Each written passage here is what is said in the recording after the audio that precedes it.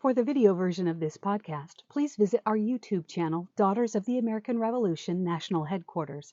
Otherwise, please enjoy this audio podcast on your favorite streaming service.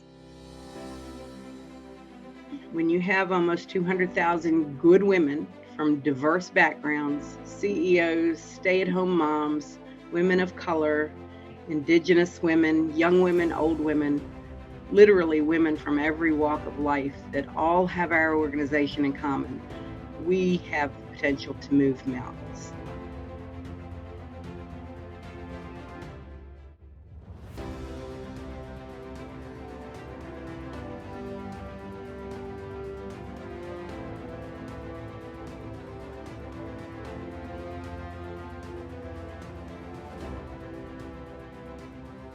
Salutations! I can't say that word without a smile on my face and warmth in my heart for the beloved book, Charlotte's Web. And I can't think of a better word to greet the new year with, so salutations, my friends.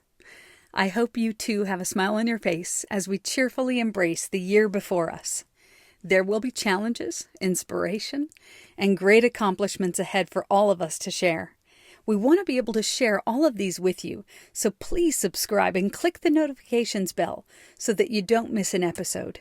The more of you that subscribe and allow notifications, the more this podcast will then get recommended to like-minded people. And that is indeed a goal for this year, to help this podcast reach an even wider audience.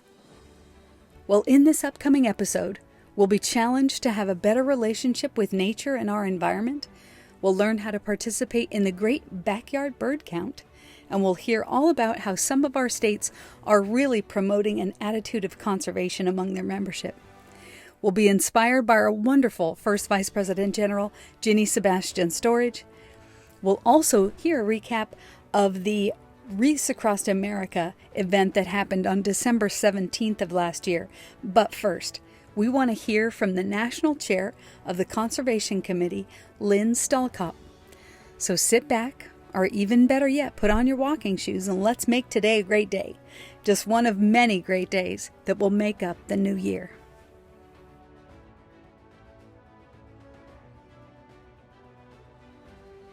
Lynne, thank you so much for being with us here today. Thank you for having me, Brooke. Why don't you tell us a little bit about your committee? I think a lot of members of maybe even the public would be surprised about the Conservation Committee and DAR's involvement. Why don't you tell us about that? Well, the mission of the Conservation Committee is to provide and promote good stewardship practices for a more sustainable future for the environment, not just for us, but for people who come after us. Our committee was formed in 1909, and so I like to look at that and say that our members knew over 100 years ago how important it was going to be to protect our environment. Your committee has conservation awards, and chapters and states are able to give these awards out. I'd love to hear more about that. Yes, the conservation awards can be given to a person or a group. I've had close to 50 of them now since the Wright administration began. And they range a wide variety. We have one award that was given to a young man, 8, 10 years old, who spends one day a week in his community cleaning up garbage and recycling and doing that for his neighborhood. We have people who have established and help maintain wildlife preserves. We have a lot of people that are working very hard to preserve the Everglades in Florida. So we've had a lot of awards in that regard. Oh, that's wonderful to hear. And what do you think chapters can do with regard to the Conservation Committee? Do you have any ideas for that? Well, there are so many things that you can do to promote conservation. As a chapter, you can participate in our chapter challenge, which is to do a community cleanup. You could plant a tree. We have pollinator gardens, and the Conservation Committee is the home for the Never Forget gardens. So perhaps you could plant something like that. But you can do other things too. You can recycle. I've seen here recently where people are collecting Christmas cards that people no longer, they don't want to keep them after Christmas, and people are collecting those. There are organizations that use and collect those, and so that saves them from going into a landfill or a recycle. Now, you have a wonderful committee, the Conservation Committee. Yes. Do you have a national vice chair? I do have a national vice chair. It's a new position this year.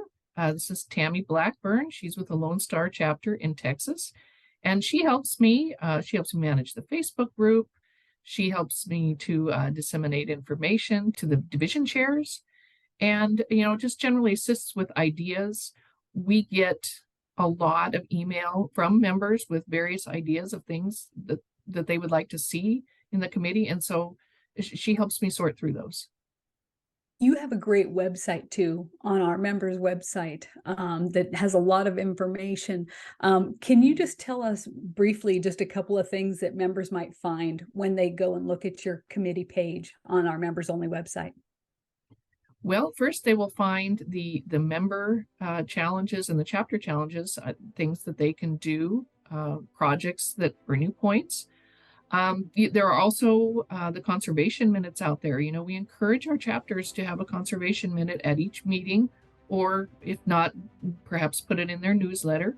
And there are quite a few of them out there. There's information about Arbor Day, which we are promoting this year. And there are actually some photos out there too. You can see some of the things that people have done in the last few months. Oh, that's great. Thank you so much for being with us. I really appreciate it. I hope people will go on your webpage and see what there is to do. Maybe even, of course, each chapter is encouraged to appoint their own conservation committee chairperson. Yes. That can really spread light and add the sparkle to Yes. their own chapters for the right administration and working for conservation. So thank you so much, Lynne, for being here today. Well, thank you so much for having me.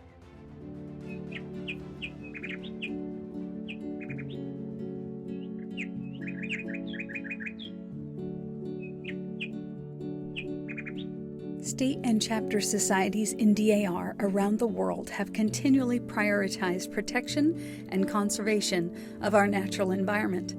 As you heard from Conservation Chair Lynne Stallcop, we've recognized this need since 1909. According to the USDA, 3/4 of the world's flowering plants and approximately 35% of the world's crops depend on animal pollinators to reproduce.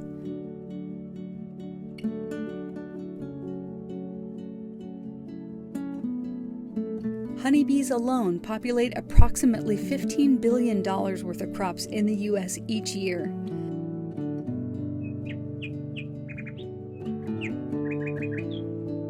Loss of native habitat and widespread use of pesticides has dwindled pollinator populations. In response, New Mexico State Regent Patricia Barger has made one of her projects as State Regent the setup and installation of pollinator hotels. With the help of Doña Ana Chapter Regent Linda Bartlett, 5 sites around the state were selected for placement. They placed several small hotels at the Farm and Ranch Heritage Museum in Los Cruces in September of 2022, and they already show activity. And over in California, nearly 85% of wildland fires are caused by humans, this according to the National Park Service. As brush replaces burned vegetation, tree regrowth is slowed dramatically if it happens at all. Devastation of the forest due to annual wildland fires prompted California State Regent Sharon Maas to adopt the Penny Pines Project as a statewide conservation project during her administration.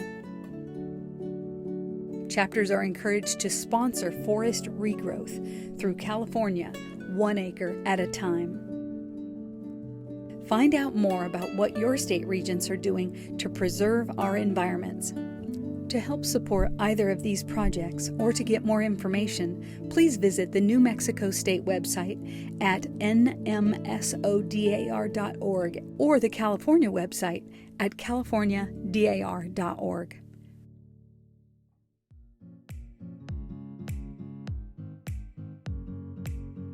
On February 17th through the 20th, the world will come together to take part in the Great Backyard Bird Count. This is a fun, easy, and free event that all bird watchers and admirers of all abilities can participate in. Each checklist submitted aids researchers at the National Audubon Society, Cornell Lab of Ornithology, and Birds Canada to learn more about how birds are doing. Bird populations are always shifting and changing and are often a harbinger of environmental changes. So how do you participate? First, go to birdcount.org. Once on the website, you'll be able to find links to be able to participate on your mobile phone, computer, or even print out lists of birds in your area. There are free bird identification apps that you can download too. So gather up the kids, the grandkids, neighbors, look around you, and count your beautiful, glorious feathered friends. What a wonderful way to spend a part of your day. And for you night owls, you can always go outside and count owls too. What a hoot.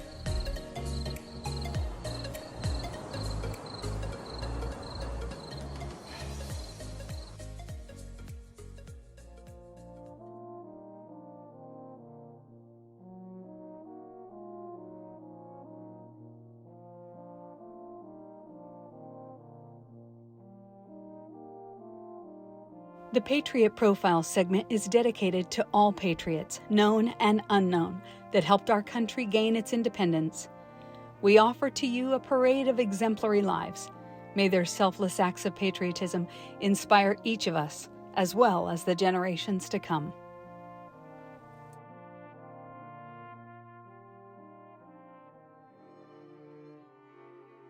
This Patriot Profile is a woman who shows us that to stand at the head of a family is no meager enterprise. She's both resourceful and cunning. Her letters and legacy are invaluable resources for understanding the daily lives of the colonial elite, and here is her story.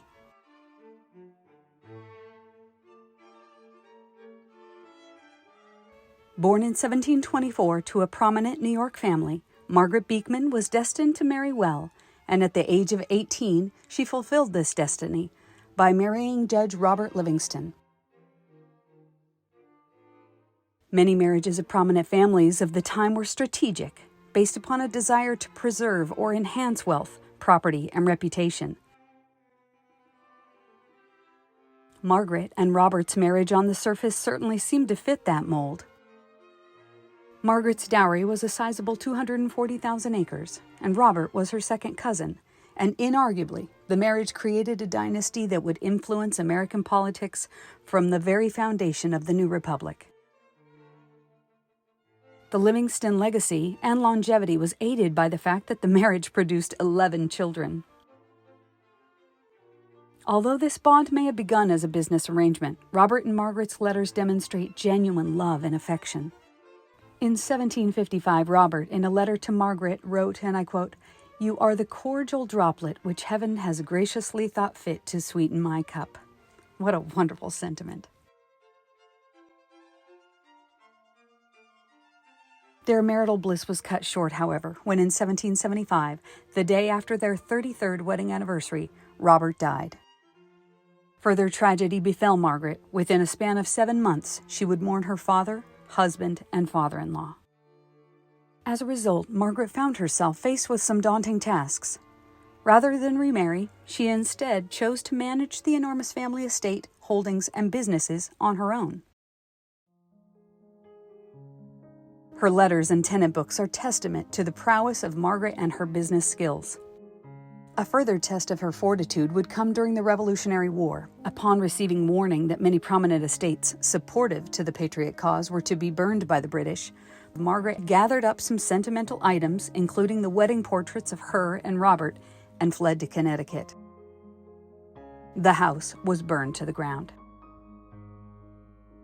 Margaret returned with the intention of rebuilding as quickly as possible. However, labor was in short supply. Margaret petitioned, cajoled, and coerced General George Clinton to excuse her workers from military service in order to reconstruct her home. He felt obligated to help as she was the one who had recommended him to be nominated governor of New York. The home was rebuilt in time to host George and Martha Washington in 1782. Margaret's famous muffins were served, and these were no ordinary muffins. They were to be, and I quote, cut out with the top of a wine glass, and nothing but silver and glass must touch them in the making. The visit was deemed a success, with Margaret writing to her son that Mrs. Washington seemed pleased. The histories of most 18th century women are typically lost or untold, and Margaret's history may well have followed suit if her situation had been different. Margaret is the rare example of a woman unwilling to settle for the norms of her time. But one thing we should mention here, Margaret's mother-in-law, with whom she spent a considerable amount of time, was considered one of the foremost businesswomen in America. I think it would be fascinating to do a story about her one of these days. And remember that dynasty we mentioned? Well, Robert Livingston, the firstborn son, administered the presidential oath of office to George Washington. Wow, right? He also served as a member of the Continental Congress and specifically the committee to draft the Declaration of Independence. He also negotiated the Louisiana Purchase while serving as ambassador to France. The list of family achievements and contributions is varied and long, and sitting at the head of this illustrious family was a woman, an amazing woman, Margaret Beekman Livingston.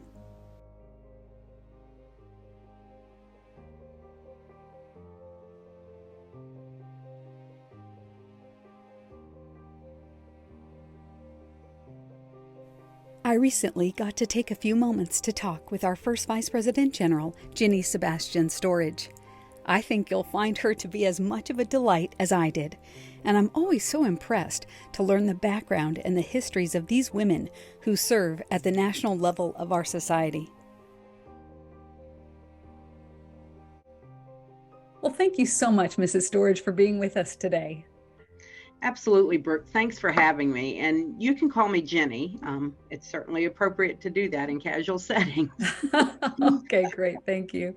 I would love it if you would tell us a little bit about yourself. Absolutely. So I was born in Fredericksburg, Virginia, and I grew up here and went to school here. Went to the University of Virginia for my undergraduate degree, and then got my master's in business administration from Averett University in Danville, Virginia. So I really am a Virginian through and through. And for almost 25 years, I worked for financial institutions. And about 7 years ago, I made a career change, and now I am a practice administrator of a large cancer center here in Fredericksburg. And I married my husband, Mark, 31 years ago, and we have one daughter, Mackie, who is also a DAR member, and she is a first-year law student at West Virginia University. How many years have you been a part of DAR, and what was it originally that got you interested in joining? So I joined DAR in February of 1984, so almost 39 years come this February.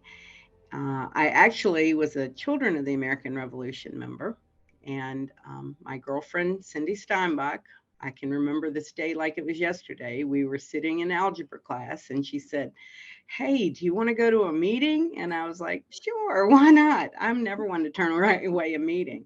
So that started it. And of course, I grew up during the time of the bicentennial, the nation's bicentennial.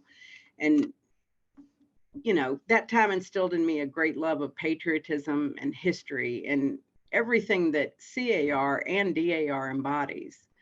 So as a CAR member, when it came time to join the DAR member, my godmother was in the local chapter, and she basically did my papers and put me in. And I have enjoyed my time in DAR ever since then. What drives you to volunteer your time this way? I know a lot of our members also have careers and jobs that take a lot of their time. So what prompts you to volunteer this way? Well, I love what DAR stands for. And yes, I do have a full-time job. And the whole time I've been in DAR, I've had a full-time job. And I think that speaks to our younger women, our older women who are working women. And I hope it lets them understand that DAR is accessible to all walks of life. But at its core, DAR is an organization founded in service, and service means so much to me. And the three pillars of DAR, historic preservation, education, and patriotism, allow anyone within the organization to pursue service that they can relate to. So we have almost 190,000 diverse women in our organization all over the world. And they're working toward those objectives of historic preservation, education, and patriotism. And as we approach the nation's 250th anniversary of the founding of our country, it's so very important that DAR keeps working in our communities to meet our goals and promote those pillars. And you serve, of course, as we mentioned, as First Vice President General. And maybe people don't know, what is the role of that position, the First Vice President General? So the First Vice President General has several roles. Primarily, I'm responsible for the human resources function of the National Society. Of course, we have paid staff. We have a paid human resources director, but I liaise with her in making sure that our most important asset, our group of employees that run our organization on the staff level, have the best benefits, the best compensation, the best education, and the best training that they can possibly get to meet the needs of our organization and our members. So that is a big part of the job.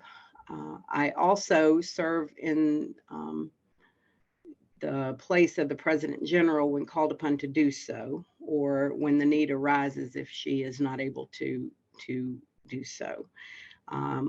It's important to me, though, to know that at all times she knows that I support her, and I try to make her life and her job a little bit easier in whatever she does. So I find that to be a very important part of my role. And then finally, a big portion that is more hands-on is the editing of the DAR handbook. And that is done and printed once in administration, but it's updated every time we have an executive committee meeting with motions being passed. And speaking of supporting our President General, I think you've known each other for quite some time, haven't you? So yes, Pamela and I have known each other since April of 2001. And we actually were both members of the Outstanding Junior Club. And we met washing dishes after an Outstanding Junior Club banquet at Congress. It was funny. At the time, I had been asked to be the national chair of Junior Membership Committee under the Watkins administration. And she had been asked to be the national vice chair under the committee for the Outstanding Junior contest. And each one of us knew that the other had been asked, but we didn't feel like it was appropriate to talk about it at that time. So we didn't say a word about it. But I was fortunate to work with her with that committee. And then she followed me as national chair. And we have been working together in a variety of different jobs ever since. So it's been a wonderful opportunity to get to know her. And we truly have become real friends throughout the whole process.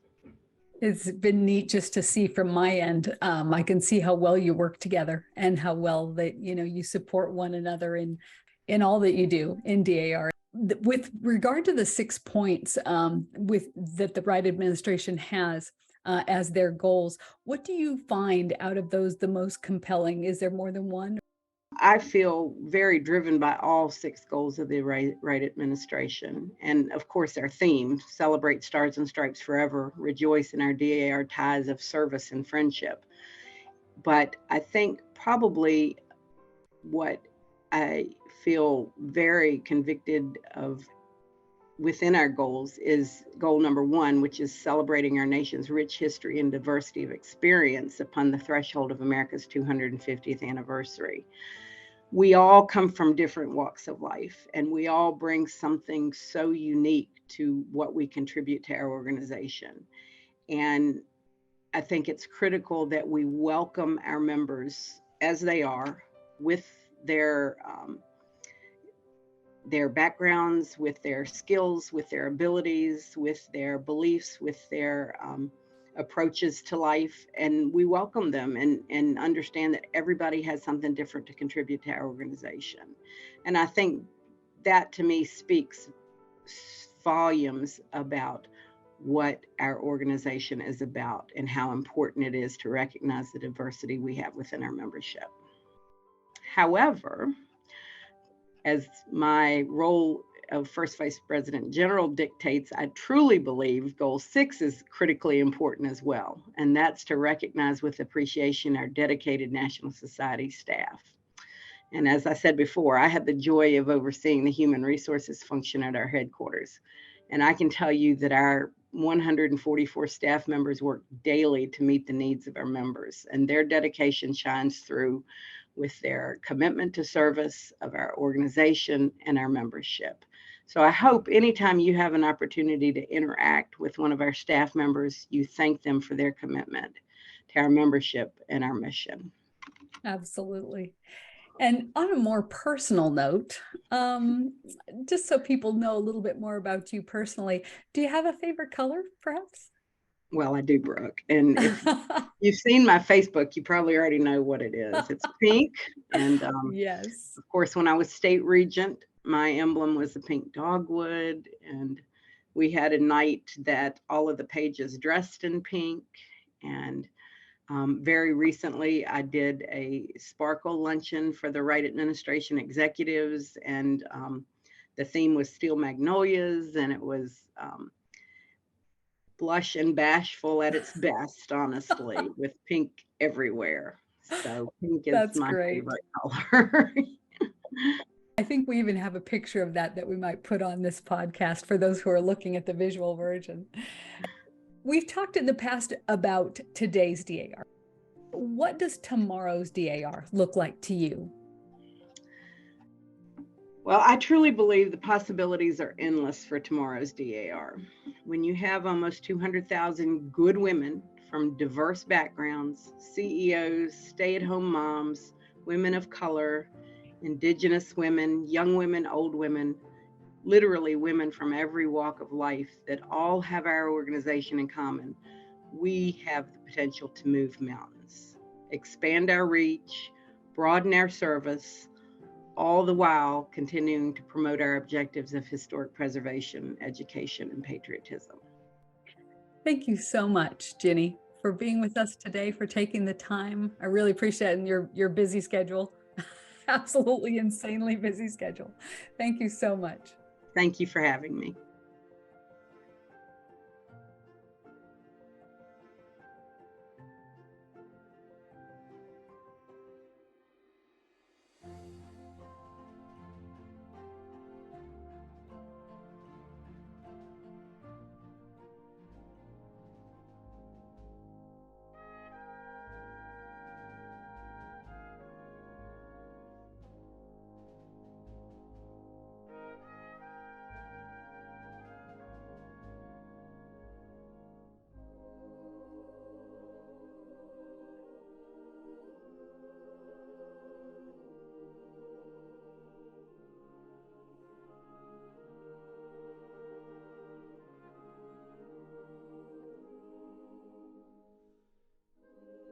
On December 17, 2022, thousands of daughters and CAR members truly embodied the Wreaths Across America mission of remember, honor, and teach as they participated in wreath-laying ceremonies remembering and honoring our nation's heroes, teaching our younger generations the significance of history, patriotism, and service.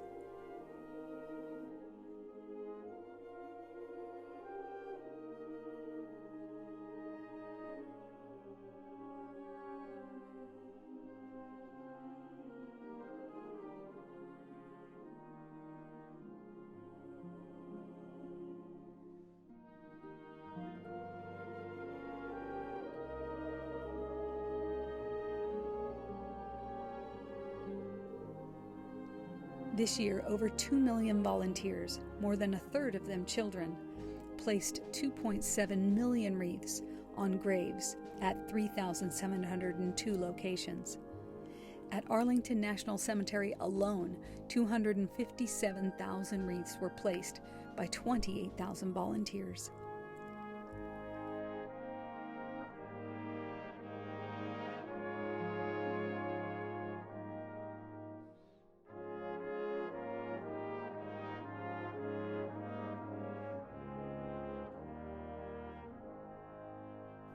Many of these same volunteers, young and old, will come together again throughout the month of January to participate in Wreaths Out events across the country, assisting in the removal of wreaths from the headstones.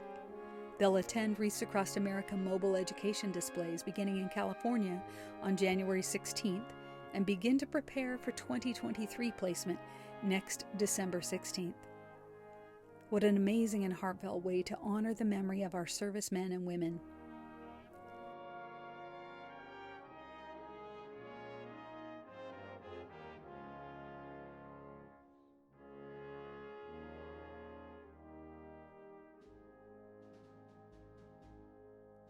So many daughters and friends stepped up to assemble these wonderful pictures and videos for the visual version of our podcast today.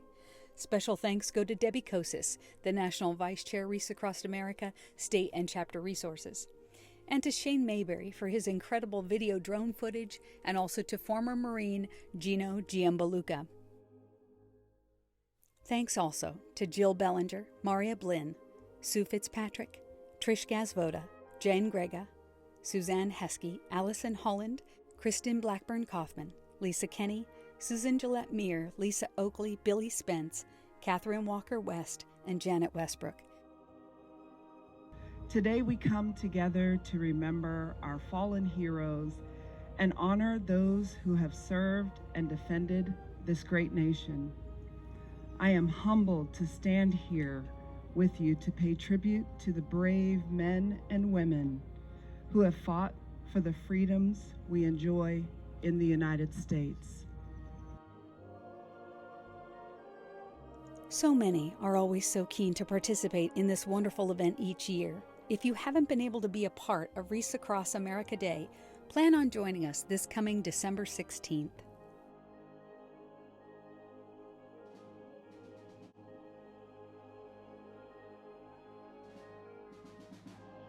We leave you today with this quote by Anne Frank. How wonderful it is that nobody need wait a single moment before starting to improve the world. Thanks for listening, and be well, dear friends. Let's celebrate the stars and stripes forever, and remember, with all of your ancestors behind you, you are the result of the love of thousands. This podcast was written and produced by our incredible team of writers and editors, but special gratitude is expressed today to Alicia Segal, Chris Hertz-Leffler, and Sherry Stein. And we are, as always, so grateful for President General Pamela Rouse Wright, Historian General Suzanne Heskey for their constant guidance, to Ginnie Sebastian Storage, to Lynne Stallcop, Debbie Kosis, Linda Bartlett for being so generous with their time. And recognition goes to California State Regent Sharon Stanford Maas and New Mexico State Regent Patricia French Barger. What inspirational projects they have going on in their states right now. The National Society Daughters of the American Revolution is a nonprofit, non-political, volunteer women's service organization dedicated to promoting patriotism, preserving American history, and securing America's future through better education for children. Members are all lineal descendants of those who supported the cause of independence in the Revolutionary War. For more information, please visit dar.org. This is the DAR Today Podcast.